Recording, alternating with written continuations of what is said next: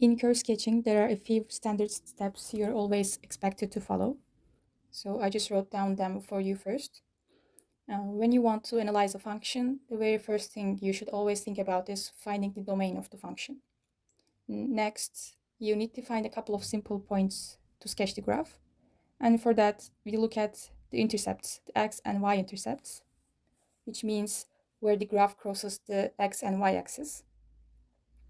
Other than that, you'll need to check the critical points, the important points like local or absolute maximum and minimum points. To find these, you'll need both the first and second derivatives. We need the first derivative to find the critical points and second derivative to find the inflection points. We care about where these derivatives are either zero or undefined, because that's exactly where they might change signs. And that sign change from positive to negative or vice versa is what tells us where the function is increasing, decreasing, or changing its concavity. Also, one important remark, don't forget that what we call the critical points must exist inside the domain. Like endpoints or undefined regions don't count as critical points. So after that, we only have the asymptotes. Know that from the previous steps, you already found the local or absolute maximum and minimum points. And using the second derivative, you just found the inflection points if there are any. And for the asymptotes, first, we have three kinds of asymptotes: vertical, horizontal, and oblique. And first, if we see the function is going to positive or negative infinity for a specific x value, I just wrote it down as x approaches to a, fx goes to plus or minus infinity. Then we say that the function f has a vertical asymptote at point x is equal to a. We also examine the behavior of the function at infinity. We check if there is a horizontal or oblique asymptote. I wrote it down as or here because we have either horizontal or oblique asymptote or neither.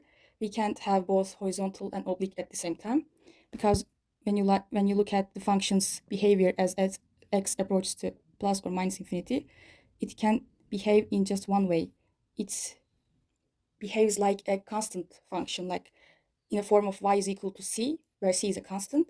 Then we said that the function has a horizontal asymptote. But if our function acts like a linear function, like ax plus b form, then we say that our function f has an oblique asymptote. Once you find all of this, the final part is just the sketching.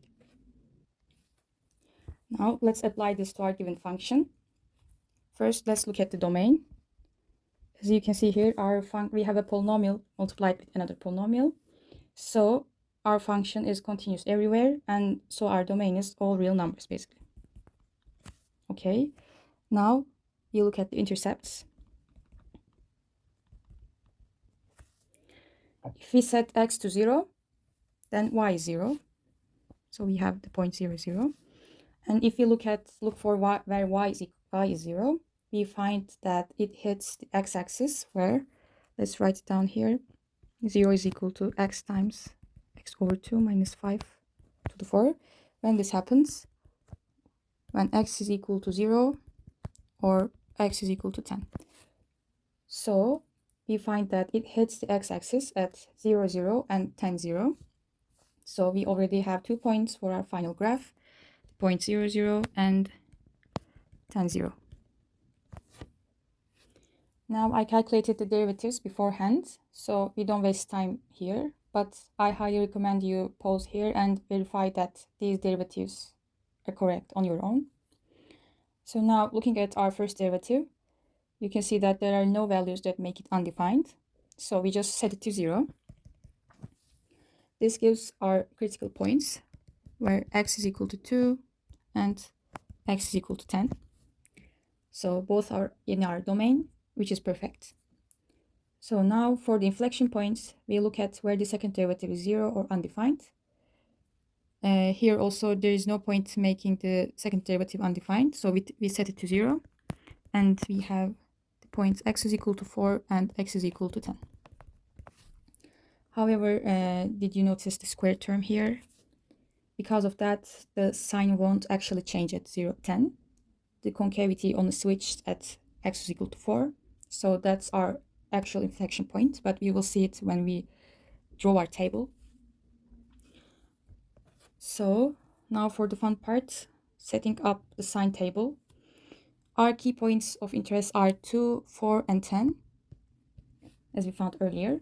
Now let's check the signs in the regions between them. First, I'm going to write down my table. The points 2, 4, and 10. I'm going to add the first derivative and second derivative here. So we have two odd roots, single roots in our first derivative, 2 at 2 and at 10. And we have a double root at 10 for the second derivative, and a single root at 4. So let's check the signs in the regions between them. For the first derivative, testing the intervals gives us a positive region here. At x is equal to 2, we have a single root, so it flips to negative. It stays negative past 4 because it's not a root here. And then at 10, the odd root causes another sign change and becomes positive. For the second derivative, we only really need to look at the term that isn't always positive, which is 4. So it tells us that the second derivative is negative before 4. So it's negative here, also negative here. And it changes sign at 4 and becomes positive after that. So let's translate these signs into the shape of our curve. So in the first section, first just write here f here. Okay, in the first section, the function is increasing but concave down. So it curves like an upside down ball, like that. Next, it's decreasing and still concave down, just like that. After x is equal to 4, it continues decreasing, but it flips to concave up. It's where the concavity changes, like that. And finally, after x is equal to 10, it's increasing and concave up. Okay. Since there are no vertical or oblique asymptotes to worry about, this sequence of curves is exactly the shape we expect to see. So let's bring this all together on the coordinate plane. First, let's draw our plane here.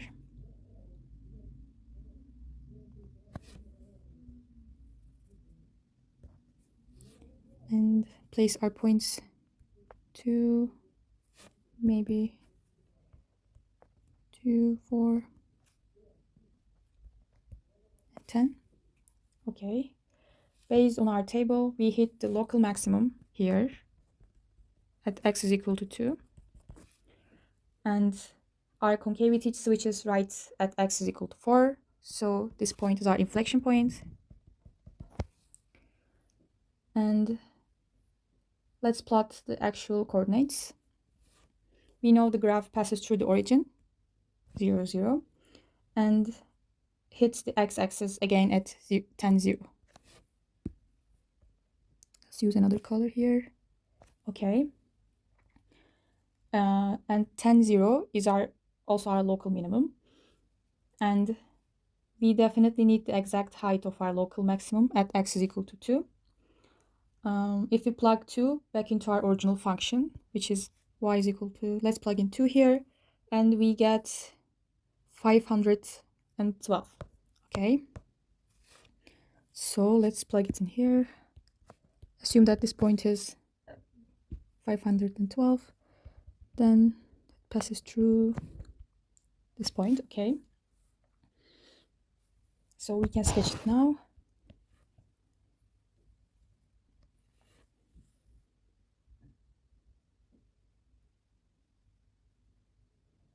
Okay. This part is concave down and increasing. And after that, we have, for some point here, we have concave down decreasing. And at 4, our concavity changes, so it will be concave up and decreasing until 10. So this will be like that, and it hits the x-axis here. And after that, it will be concave up and increasing, just like that.